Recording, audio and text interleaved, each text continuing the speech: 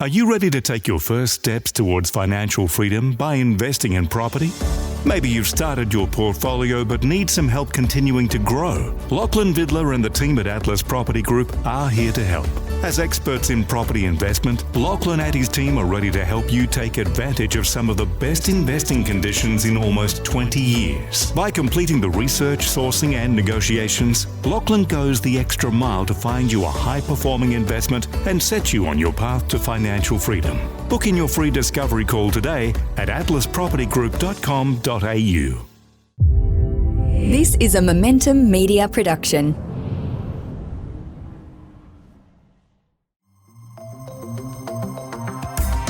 Welcome to the Smart Property Investment Show, the podcast by investors for investors.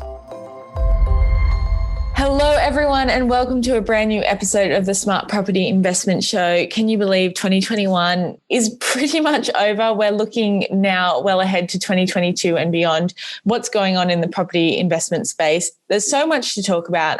There's some great episodes coming up.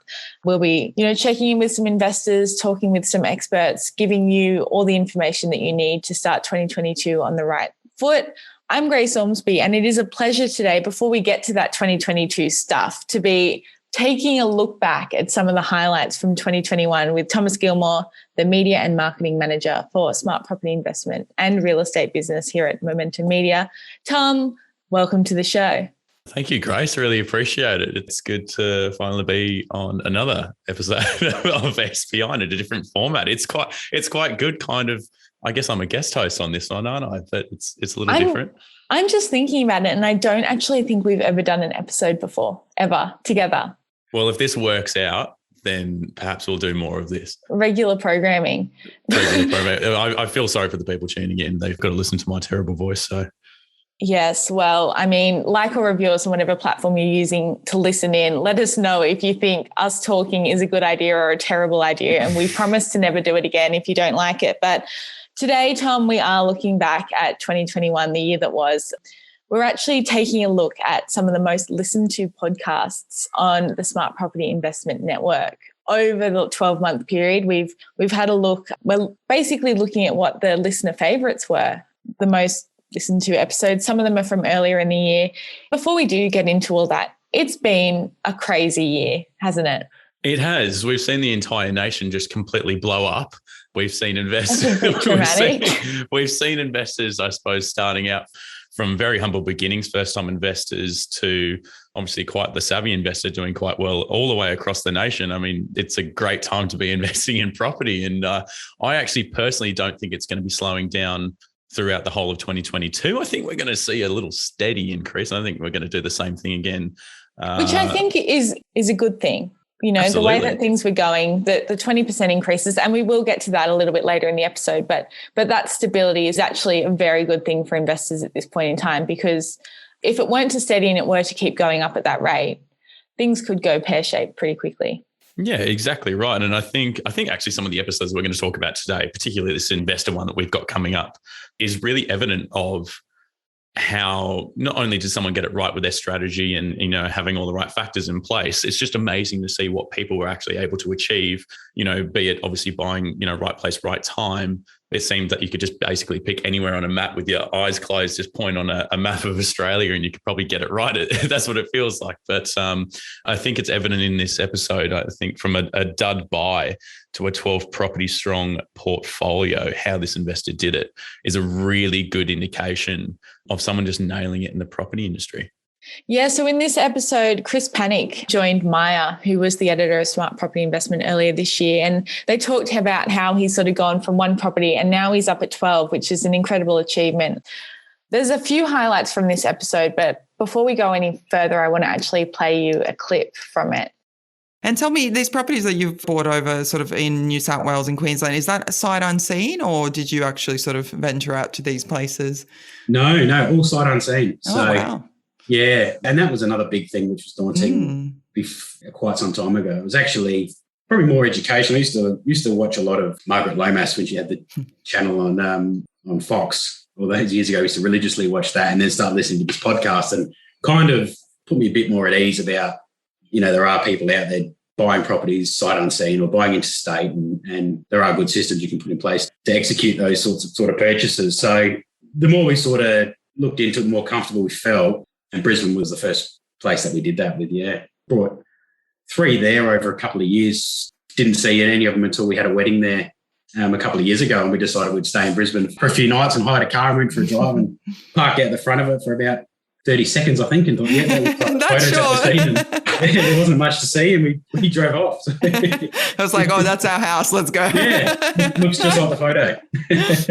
But no, when we went through the purchasing stage, there was through our buyer's agents, there was videos, walkthrough videos of the properties, which made it pretty comfortable for us to go ahead with it, as they basically verbalise, if there were any issues, what it looked like, they'd highlight it, they'd then present that to us outside of that video in a report or in an email afterwards, and we could go from there. So it really wasn't a big deal for us. We were really comfortable with it. And I think after the first one, it's just a process. It's just the systems are in place and you follow it with each of them. Tom, what I loved about this episode, and obviously we can't play the whole thing for listeners today, go back and take a listen if you haven't already to From a Dud Buy to a 12 Property Strong Portfolio, how this investor did it. He's obviously made some mistakes on that investment journey, but as was just mentioned in that clip, buying sight unseen was a very scary prospect before COVID-19, and he was doing it and doing it successfully. And I mean, it was just a sign of things to come, really. And that's what a lot of investors have had to pivot to through COVID-19. I think that's where everyone sort of excelled. I think that was the biggest scare ever, right? When COVID came round and they went, oh no, how's this going to affect the property market? Things are just going to stay stagnant or perhaps even fall down. And I feel like either the boredom took place and everyone was sitting at home and went, you know what, let's go look at property. We can do everything about this in our power. And look what we got. It's one of the biggest booms ever. Yeah. If you haven't listened, go check it out. They talk through granny flats, building from scratch, buying house and land, getting the most bang for your buck, being burnt, as well as, buying with buyer's agents and the trust that comes with that. So well worth a listen. We're going to take a quick break before we come back with the number 2 most listened to podcast on the Smart Property Investment Network in 2021. See you soon. Looking for a blue chip Gold Coast investment property, or trying to relocate to the beautiful sunny Gold Coast but keep missing out on the right properties? Maybe you need an expert on the ground to source the right property for you. The Srama Group are the leading recommended buyers agency specific to the Gold Coast, providing their clients with exclusive off-market property opportunities, specific insights into market, combined with a large network of dedicated professionals to ensure you make the right decision without the hassle. Get in touch with us at thesramagroup.com.au and secure your financial freedom today. Welcome back to this episode of the Smart Property Investment Show. I'm Grace Ormsby, joined by Tom Gilmore. You've heard both of our voices before on this show. We're doing a recap of the most listened to podcasts on the Smart Property Investment Network over the year, looking back on 2021. It has been a crazy year, but I love this episode, Tom. The second most listened to episode on the Smart Property Investment Network for 2021 is from earlier in the year. And I just think it's so funny. It shouldn't be funny, but it is funny what our thought processes were around COVID. Because back in January, we thought we were done with COVID. The world was going to go back to normal. There were a few things that had changed because of COVID-19, but a lot that would still stay the same. And this episode with Simon Presley, talks through exactly that. I think you just sort of hit the nail on the head there with that. It really did mark what we thought was truly the end of it. And I mean, I had holidays booked, which were shortly cancelled when we went straight back into another lockdown. But it's true. It really timestamps a point in the bio of this. It marks the 12 months since the first COVID case, and it's a reason for people to change the way they think about actually investing in property, which is also leading to the boom, the boredom that we were referring to earlier. And I think everyone adjusted to that mindset nicely. Simon being a huge property nerd. I have a feeling the reason why he liked this episode so much, Grace, is because he's very factual, very by the book, very data driven. And it's a lot of stuff that you can refer to. But play a bit of a snippet now. It's certainly a good listen. 12 months on from COVID-19, the commencement of COVID-19, and for people that's going to mean different times. What do you think we've really learned? Is there anything from last year that might warrant property investors to think differently this year. Thoughts, mate? Yeah, I would encourage everyone to think from a property market perspective, and this is how investors can change their thinking from the pre-COVID days, is COVID's effect on property is how it changes human behaviour. COVID has nothing to do with the creation of or supply of dwellings, has no impact on that. COVID has some impact on some parts of our economy, but large parts of our economy, it doesn't affect it at all. Where it has had the biggest impact, and I'm not talking every single person here because we're all different, but some behaviours have changed, and some of those behavioural changes will affect how people live, where they live, which is a property somewhere, and how or where they earn their income. If we think about that, and we'll get through that through this discussion, they're the biggest changes from a property market perspective. Many of the changes, last time we chat, Phil, we were talking about fundamentals. What does that word mean and what are the fundamentals? COVID's a germ. It's a virus. It doesn't really affect those fundamentals. We're going to dig into a bit about behavioural changes. That was only a teaser. But the funny part about this episode, I think, anyway, is just that while so much stays the same, so much does change. And that's what we've seen this year. Obviously, this was recorded before Delta was even a known thing, Tom.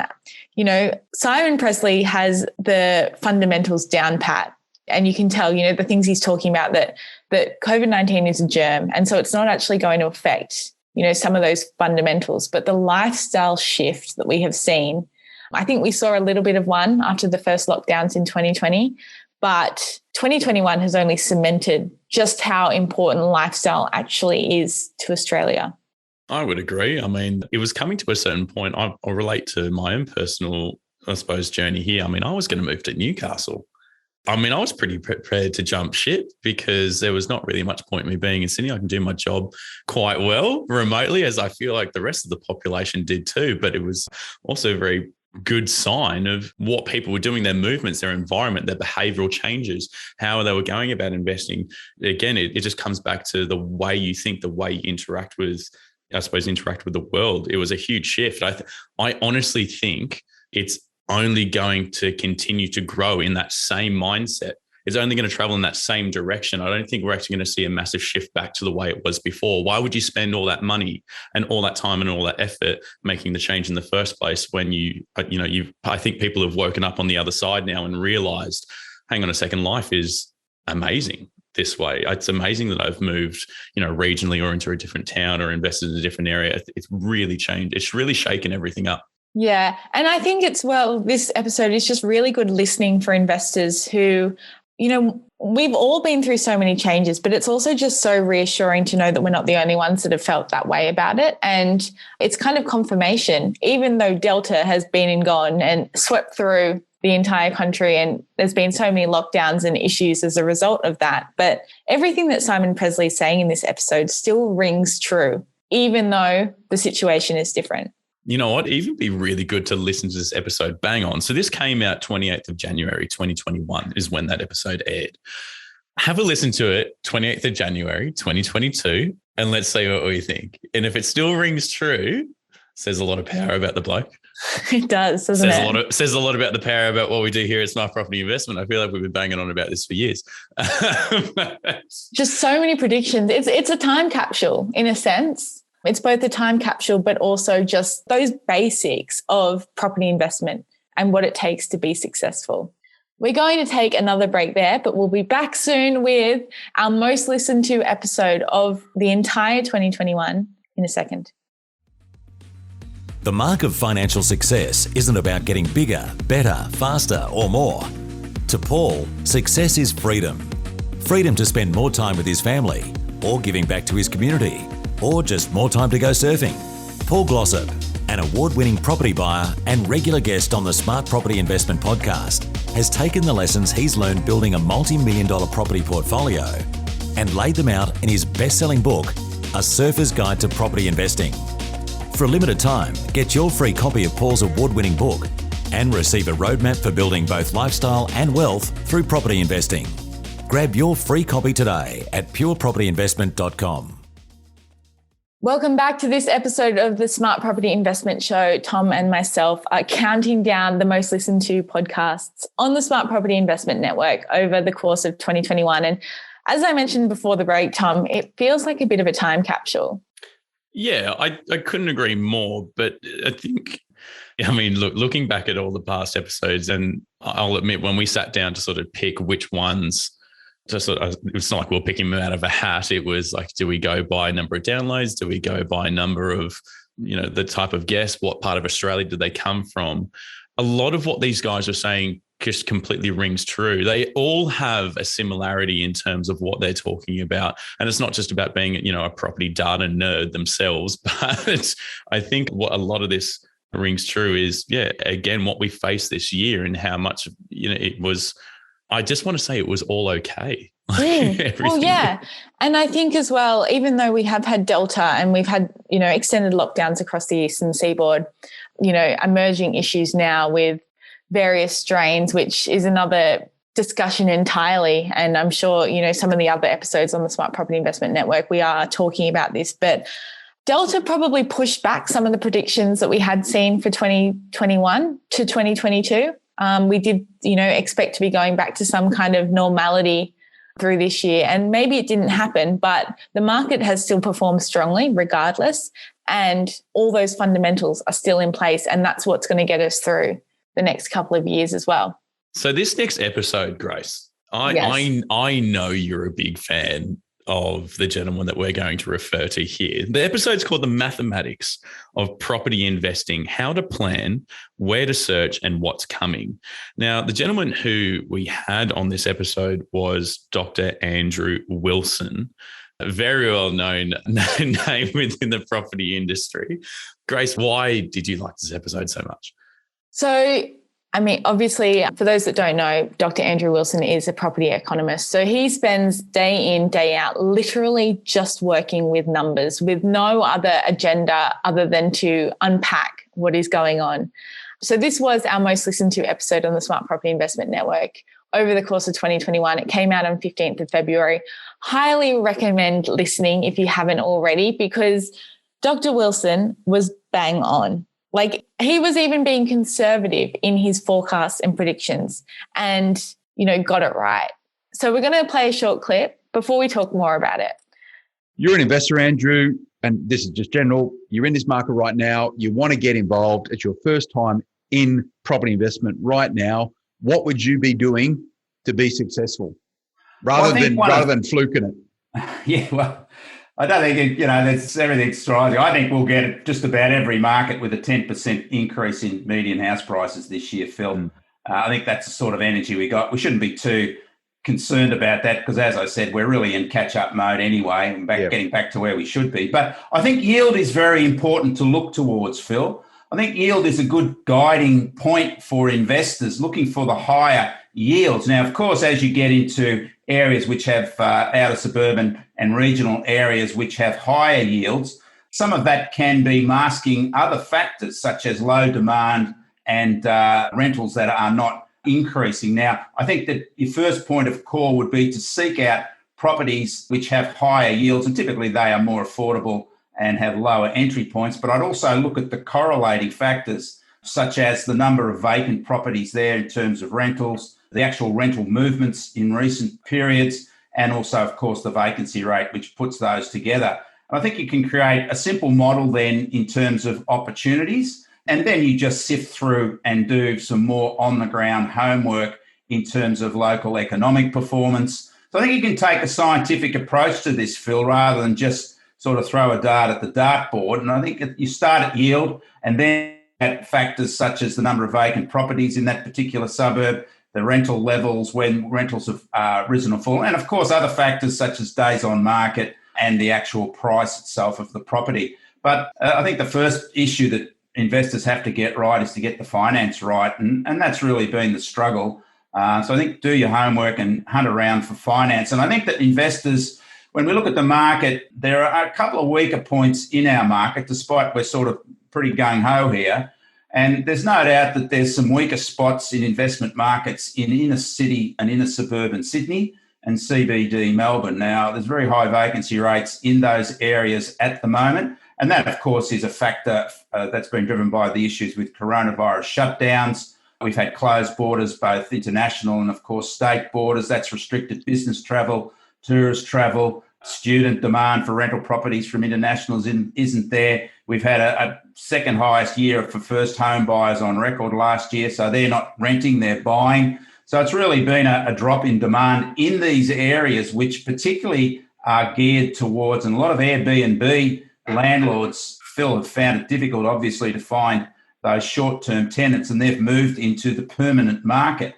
So there's been a flood of supply as well as a steep falling away in demand last year. Now, that's meant rents have fallen quite sharply in some of these areas, some suburbs down by 20%, and vacancy rates are quite high. In fact, unit vacancy rates in total in Sydney and Melbourne are now at record levels, but that is fundamentally being driven by those inner city and CBD apartment markets. So I think they're areas where we're still not seeing, I guess, a fire sale environment from investors who can't match their outgoings in these particular areas, either with difficulties in finding a tenant or having to reduce the rent.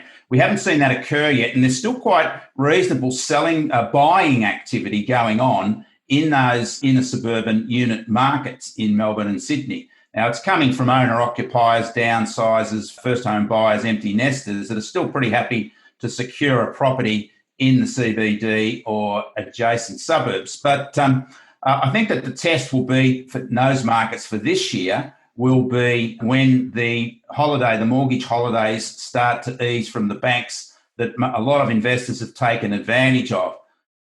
Do you know how hard it was for me to not just play that whole episode? I know. I can see it in your face now. You're just itching. But look, I love you used the key word before he started. He said he was quite conservative. I love how at the beginning of that snippet, with the general growth across the major markets will be, on average 10%. Sydney 40% and above. Yeah. Well, REIA came out just the other day. Nationwide growth upwards of 23%. The first time we've seen double-digit growth over 20% in a year since 2002. Like, it has been a manic year for the property market. But I've had a more recent, conversation with Dr. Andrew Wilson off the back of this. And I was like, it's on a recent episode. Go check it out if you haven't already. And I was like, you predicted this correctly. What's next? And he does think, more of the same, obviously not at the same levels that we've seen previously, but there's no doom and gloom. CBA did come out last month, predicting 10% falls in 2023. And he said there's no chance, in a lot stronger words than that. But, he's very positive about where the property market is going, which makes this a really cool episode. I'm glad so many people have listened to it this year. I'm keen to hear your thoughts. I mean, at Smart Property Investment, as most people know, obviously we're a media publication and platform, and I suppose we do have a bird's eye view across the nation as to what's going on. We do get fed a lot of bits of information from many different types of birds across the nation. I've heard, look, I'm in a position where I think we're going to stay in a very strong, stable, very slightly upwards trajectory of what I've been told, sort of anywhere between 6 to 12%, which, by the way, on a good year is phenomenal. Just on average, we're talking here. That is phenomenal. What do you think? What do you predict? Maybe predict's too much of a strong word here, Grace, but what do you think? Look, I don't want to crystal ball gaze, but I think the key thing actually came out in that last excerpt, which is where Dr. Andrew Wilson, was talking about the key thing being when the eviction moratoriums ended and what the impact would be on the property market when that happened. Knowing what we know now, we've been through Delta, we've seen extended lockdowns, we've actually seen those eviction moratoriums lift across much of Australia now. There is still some targeted support, but it's not very widespread. I think we're setting up for another great year. Like, I don't want to put like a figure on it. I do think it won't, 10%. There's some markets that still will definitely rise by that much. I would say not all will, because it was such a drastic rise in such a short amount of time. But I do think, all in all, 2022 is going to be great. I couldn't agree more. So good. Well, I mean, that was our number one episode for the year, according to our listeners anyway. But Tom, just to keep things a little bit rogue and in smart property investment fashion, we have allowed you to share one of your favorite episodes from the year. I'm not surprised, judging by the title, that it is your favorite episode, because how to beat the rhino stampeding through the Australian property market is certainly one of the stranger titles of a podcast we've published this year.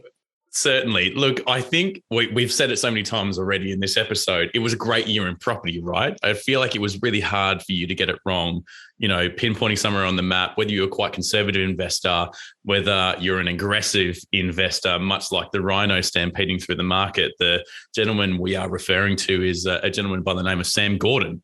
Now, I think this is a classic case and scenario of obviously someone who is quite aggressive in their investing strategies and, helping his clients and so on and so forth. But I mean, what a year to be aggressive. I mean, with the growth that you have, hearing a lot of success stories, I won't take any of the words from his mouth. You can listen to the episode yourself, but what a year to be aggressive. I'm hearing a lot of stories of people, who, may have bought even their first investment property, back towards the humble beginnings of sort of February, March, April time, and then recycling that equity to get into their second, the third, the fourth, the fifth property, which, you couldn't have asked for anything better than that scenario. So I think it'd be pretty good if we just played a little bit of a snippet of this rhino. Yeah, there is a particular reason that I've chosen this part of the episode, and I'll share that with everyone afterwards.